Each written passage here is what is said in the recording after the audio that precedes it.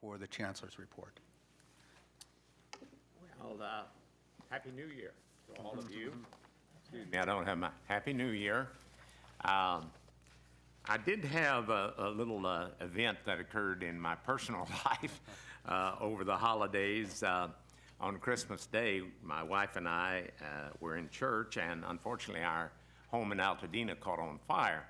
So we now have the job of rebuilding that, but fortunately no one died or no one was injured. And as my wife said to me, she said, well, it was just stuff. And so I appreciate all of you expressing your concerns, but it will take a little time, but it will get rebuilt. Well, I've spent my time, of course, we all enjoyed the holiday break. We worked on the cuts that were triggered, and Dan Troy, our very able Vice Chancellor of Fiscal Policy, will explain that in greater detail at his presentation, the kind of impact that will have on California community colleges. The total amount was $102 million of additional cut. Fortunately, I would say that most of our community colleges had thought that was a probability and therefore have planned.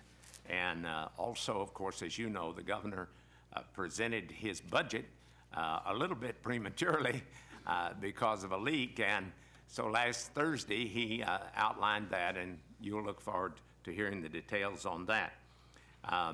After the cuts occurred, Paul Feast, the Vice Chancellor of Communications, arranged for a press conference, and I talked to a lot of reporters about the impact on the community colleges. I also made an appearance at KNBC on the program by Conan Nolan, and I thought that went quite well. I have appeared on that program several other times, and therefore I would have to say that Conan does not play the game that some interviewers do of saying, I got you. He rather just asks good questions, and he's a very adept interviewer, but it turned out well. So we have worked on the budget. We have had conferences with the Department of Finance, and so that's been helpful. I also continued my appearances before some editorial boards. They have been quite receptive as I have outlined what we're doing in the Student Success Task Force. Previously, before, and I reported this at other meetings, I'd talked to the Sacramento Bee, the Fresno Bee, the Stockton Record, the LA Times, and the San Diego Union Tribune. And recently, we visited with La Opinion. We had asked Yasmin Delahousie to join us there, and so Paul Feast and I and Yasmin talked to them. And then another group, I believe they're called the Eastern Publishing Company. They control a lot of local newspapers in the Los Angeles area and are particularly read widely among Latino readers. As you know, during the interim, the finalization of the task force report occurred.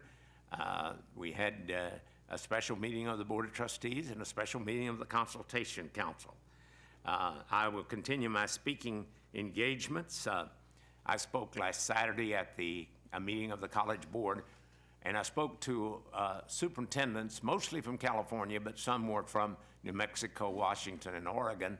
I talked to them about the way in which high schools could work together with community colleges in the area of career technical education.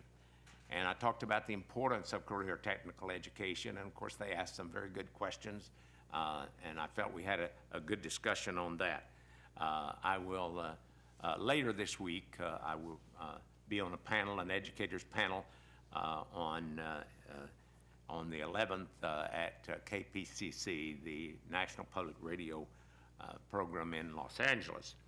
I'm also been asked to serve as a fellow for the University of California Governance Group. These are a group of UC students who study here in the Capitol, and I will be speaking probably around 6 to 8 times here in Sacramento in the next year.